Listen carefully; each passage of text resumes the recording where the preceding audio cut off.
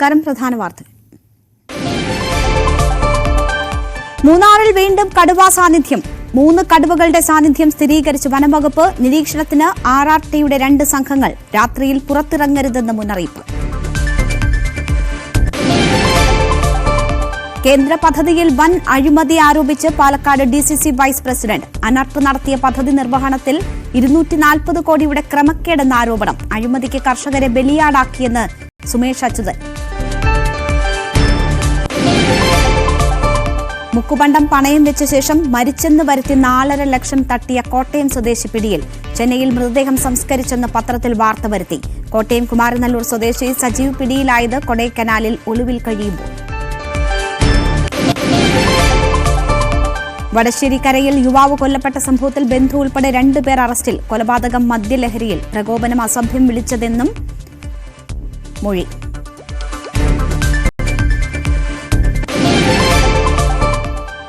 Thiruvananthapuram Palayam saint Joseph പള്ളിയിലെ മോഷ്ടാവിനെ കണ്ടെത്താനായില്ല. പണവും മൊബൈൽ ഫോണും നഷ്ടമായത് ഞായറാഴ്ച കുർബാനയ്ക്കിടെ.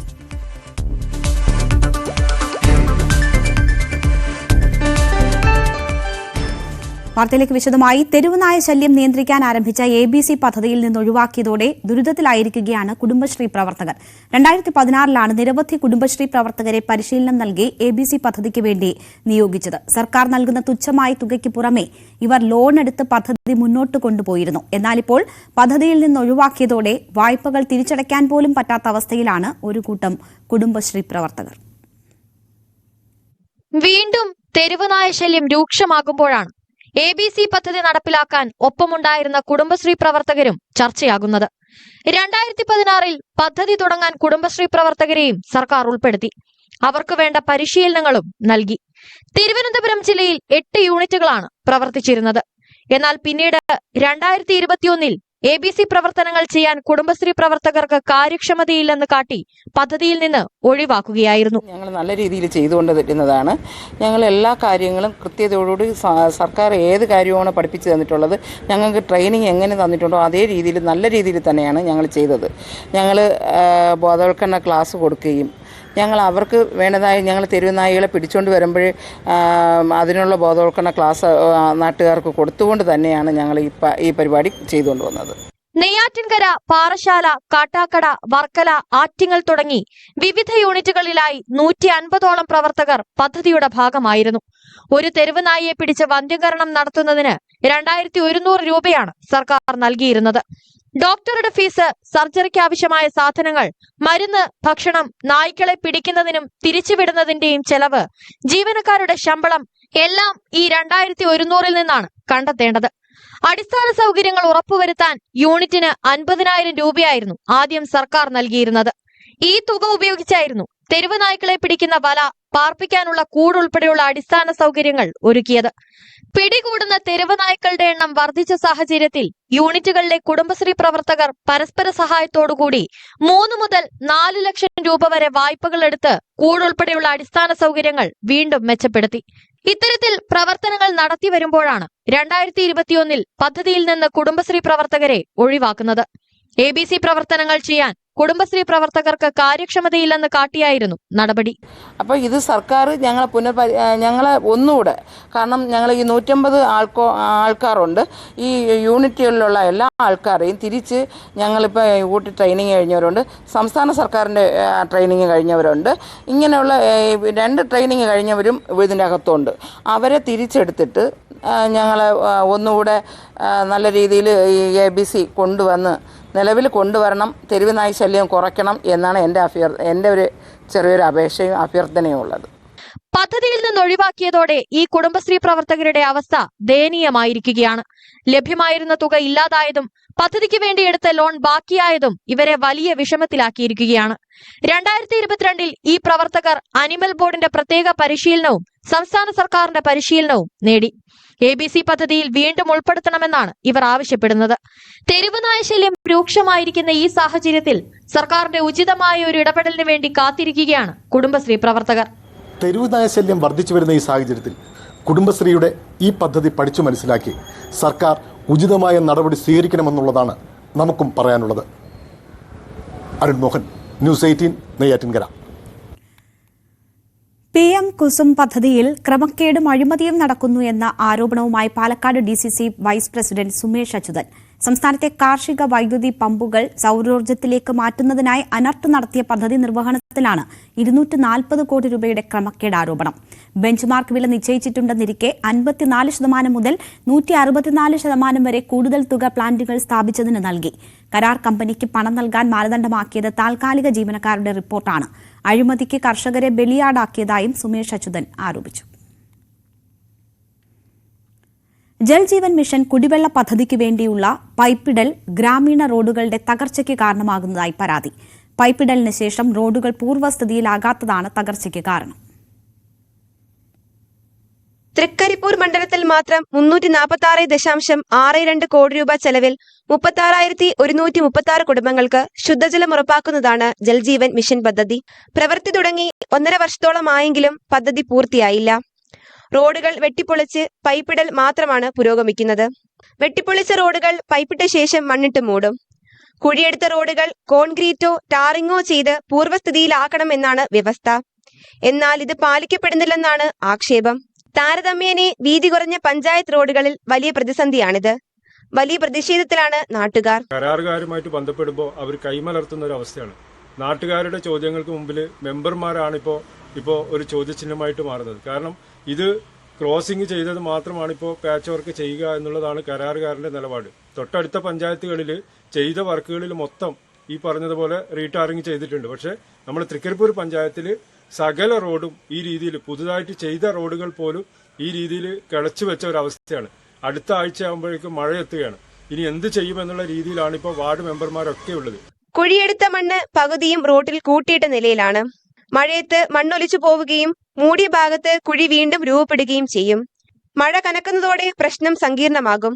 നിലവിൽ വാഹനങ്ങൾ കടന്നു പോകുമ്പോൾ റോഡിടിഞ്ഞ് വിള്ളൽ വീഴുന്നുണ്ട്. ന്യൂസ് 18 തൃക്കരിപ്പൂർ. മലപ്പുറം കാളികാവിൽ ടാപ്പിംഗ് തൊഴിലാളിയെ കൊന്ന കടുവയുടെ ദൃശ്യങ്ങൾ നിരീക്ഷണ ക്യാമറയിൽ പതിഞ്ഞു. അതേസമയം ദൌത്യത്തിന് നേതൃത്വം നൽകുന്ന നിലമ്പൂർ സൌത്ത് DFO ധനിക് ലാലിനെ സ്ഥലം മാറ്റിയത് വിവാദത്തിലായി.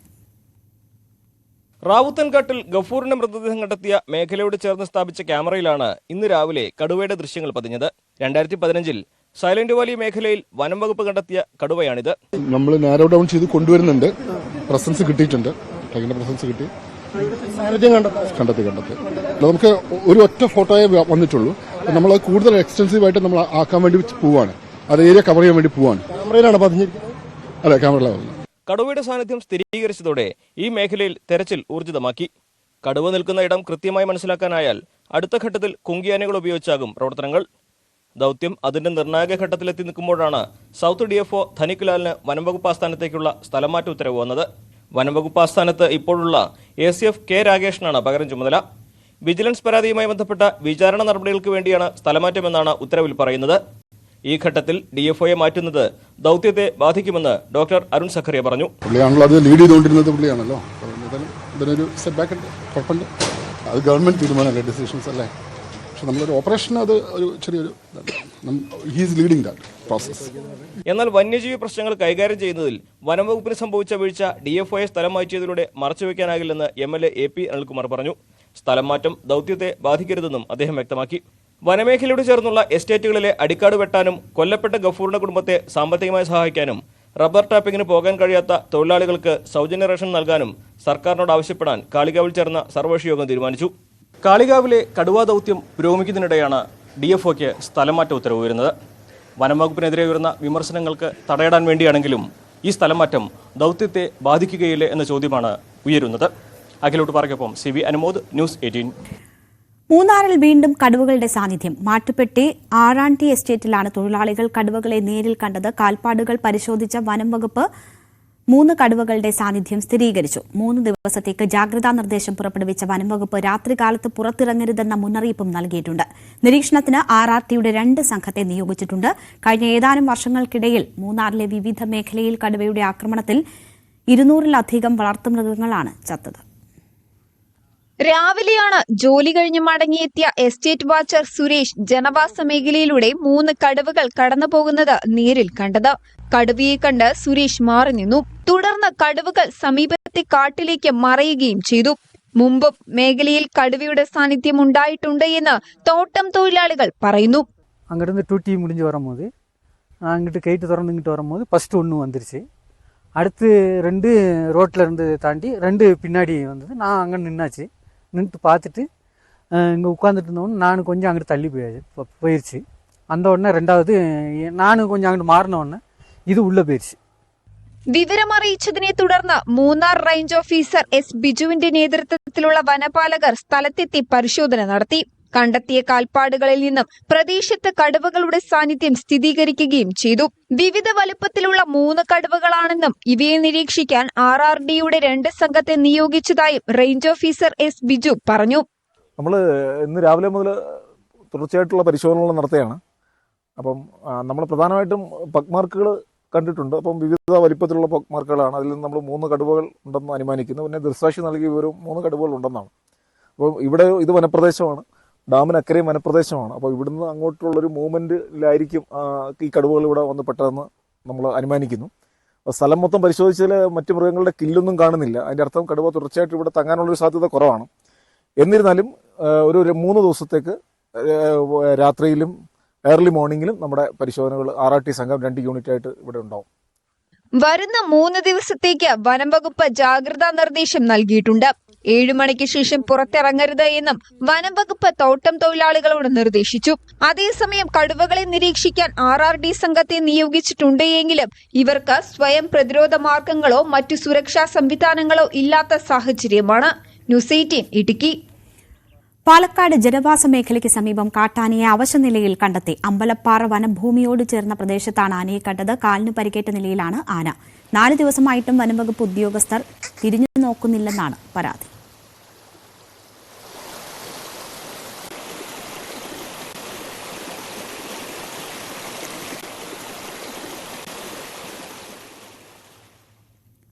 കൊല്ലം പുനലൂർ റെയിൽവേ സ്റ്റേഷൻ പ്ലാറ്റ്ഫോമിൽ വീണ്ടും പാമ്പ്. ഉഗ്രവിഷമുള്ള അണലിയുടെ കുഞ്ഞാണ് 1-ാം നമ്പർ പ്ലാറ്റ്ഫോമിൽ ഇഴഞ്ഞെത്തിയത്. പാലക്കാട് നിന്നുള്ള പാലരുവി എക്സ്പ്രസ് എത്തിയ സമയം 1-ാം നമ്പർ പ്ലാറ്റ്ഫോമിലാണ് പാമ്പിനെ കണ്ടത്. അധികൃതർ പാമ്പിനെ കണ്ടതിനാൽ യാത്രക്കാർ കടിയേൽക്കാതെ രക്ഷപ്പെട്ടു. 3 ആഴ്ചയ്ക്ക് മുൻപ് 18-കാരിക്ക് ഇവിടെ വെച്ച് പാമ്പ് കടിയേറ്റിരുന്നു.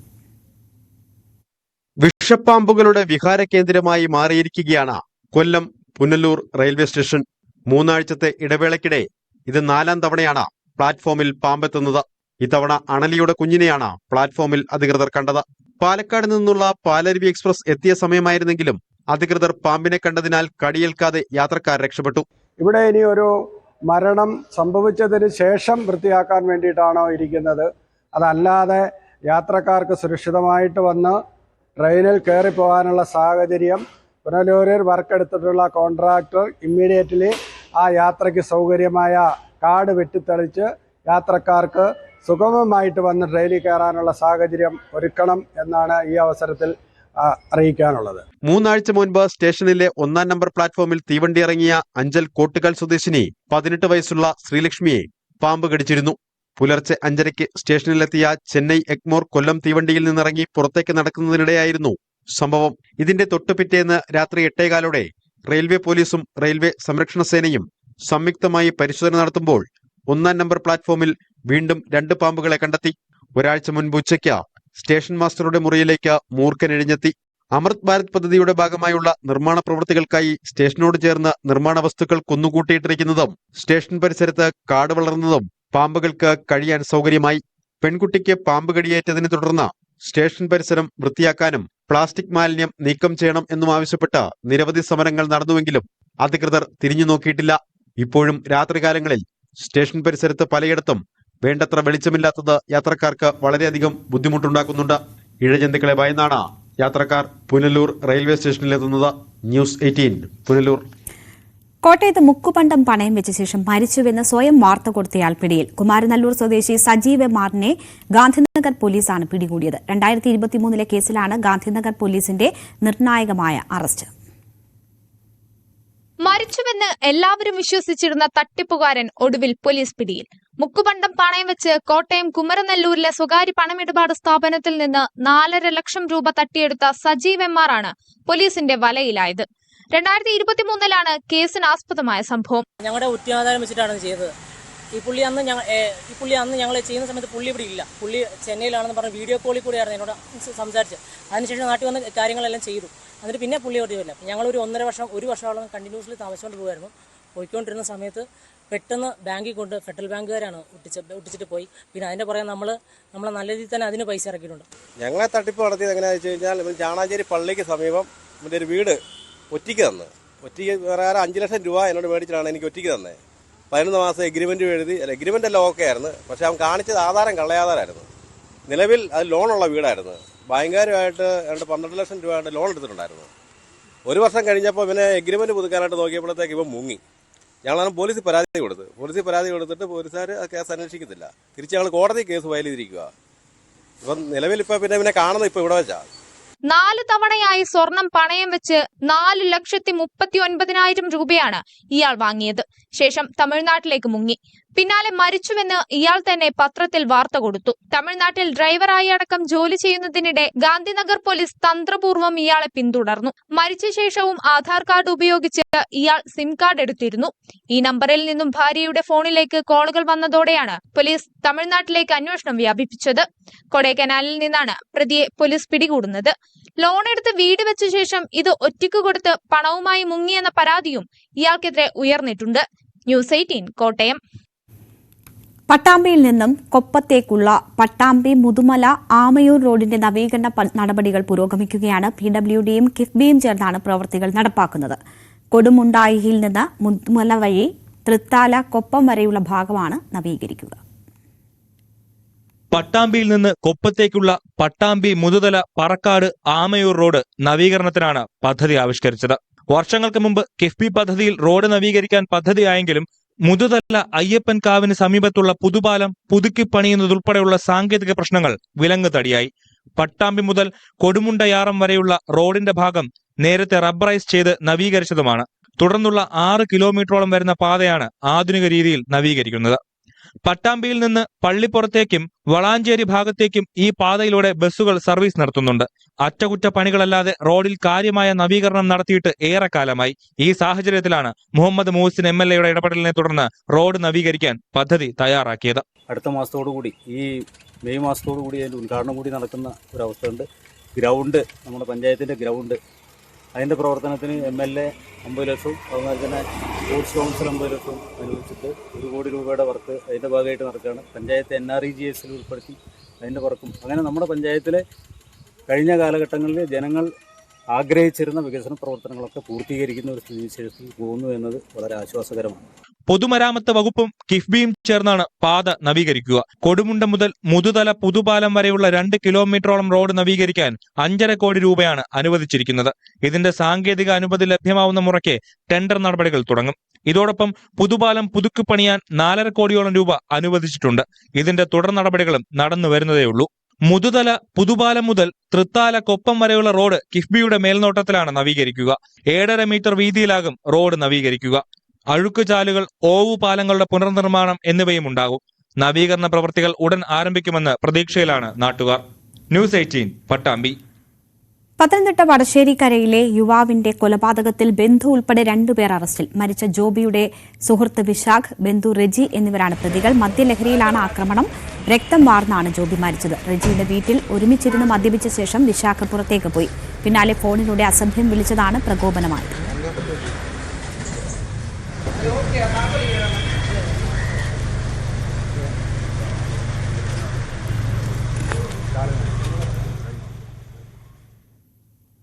ഇടുക്കി വണ്ണപ്പുറം കോട്ടപ്പാറ വ്യൂ പോയിന്റിൽ നിന്നും യുവാവ് കൊക്കയിൽ വീണു. ചീങ്കൽ സിറ്റി സ്വദേശി സാംസൺ ആണ് അപകടത്തിൽപ്പെട്ടത്. തൊടുപുഴ ഫയർഫോഴ്സ് എത്തി യുവാവിനെ രക്ഷപ്പെടുത്തി. പുലർച്ചെയാണ് സുഹൃത്തുക്കൾക്കൊപ്പം സാംസൺ കോട്ടപ്പാറയിലെത്തിയത്. പാറയിൽ തെന്നി 70 അടി താഴ്ചയിലേക്ക് പതിക്കുകയായിരുന്നു. ഒപ്പമുണ്ടായിരുന്നവരാണ് പോലീസിനെയും ഫയർഫോഴ്സിനെയും വിവരം അറിയിച്ചത്. പരിക്കേറ്റ സാംസനെ തൊടുപുഴയിലെ ആശുപത്രിയിൽ പ്രവേശിപ്പിച്ചു.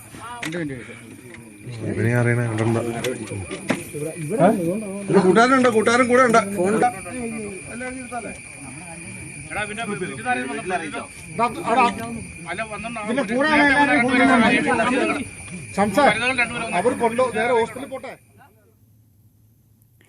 കൊല്ലത്ത് പൊറോട്ട നൽകാത്തതിന് കടയുടമയെ ആക്രമിച്ച കേസിൽ 2ാം പ്രതിയും അറസ്റ്റിൽ. കരിക്കോട് സ്വദേശി മുഹമ്മദ് റാഫിയാണ് പിടിയിലായത്. മങ്ങാട് സ്വദേശി നിഖിലേഷ് നേരത്തെ അറസ്റ്റിലായിരുന്നു. സെന്റ് ആന്റണീസ് ടീ സ്റ്റാൾ ഉടമ അമൽകുമാറിനെയാണ് ഇരുവരും ചേർന്ന് മർദ്ദിച്ചത്.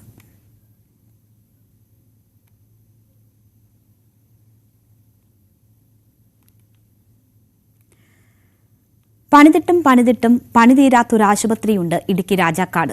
4 വർഷം മുൻപ് തുടങ്ങിയ ഹോമിയോ ആശുപത്രി നിർമ്മാണമാണ് എങ്ങും എത്താതെ കിടക്കുന്നത്. രാജാക്കാട് ഗ്രാമപഞ്ചായത്തിലെ IHRD കെട്ടിടത്തിലെ ഇടുങ്ങിയ മുറിയിലാണ് ഹോമിയോ ആശുപത്രി പ്രവർത്തിക്കുന്നത്. ആശുപത്രിക്ക് അടിസ്ഥാന സൗകര്യമുള്ള കെട്ടിടം വേണമെന്നത് ദീർഘനാളായുള്ള ആവശ്യമാണ്. തുടർന്ന് 2019 ആശുപത്രിക്കായി പുതിയ കെട്ടിടം നിർമ്മിക്കുവാൻ സ്ഥലമേറ്റെടുത്തു.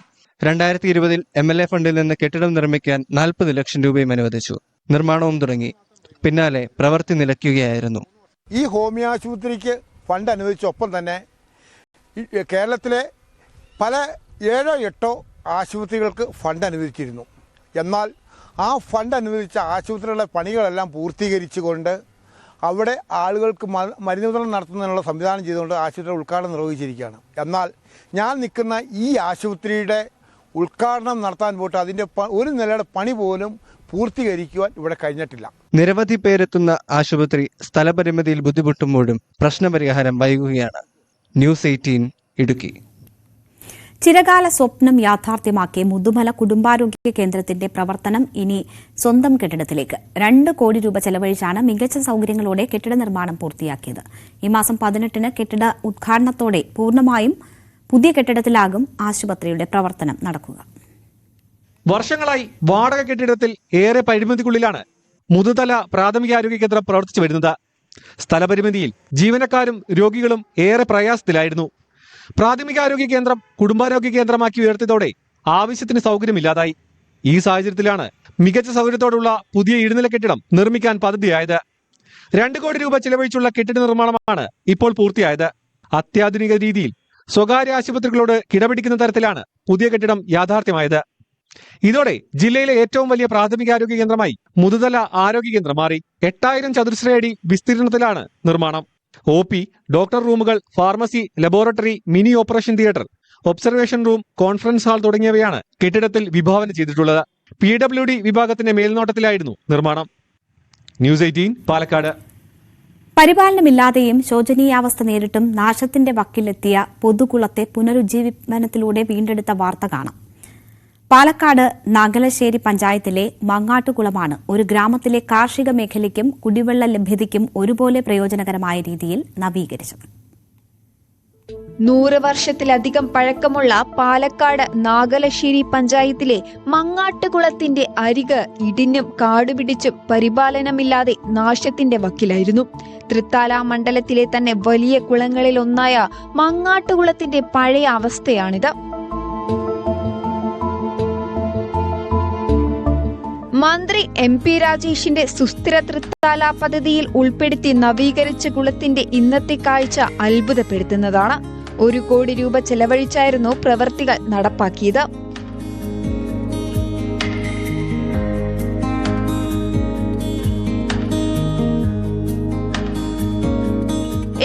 സെന്റിലധികം വിസ്തൃതിയുള്ള കുളം ഒരു കാലത്ത് പ്രദേശത്തെ കാർഷിക മേഖലയുടെയും കുടിവെള്ള ലഭ്യതയുടെയും പ്രധാന സ്രോതസ്സായിരുന്നു. കർഷകരുടെയും പ്രദേശവാസികളുടെയും ആവശ്യപ്രകാരമാണ് സുസ്ഥിര തൃത്താല പദ്ധതിയിൽ ഉൾപ്പെടുത്തി കുളം നവീകരിച്ചത്.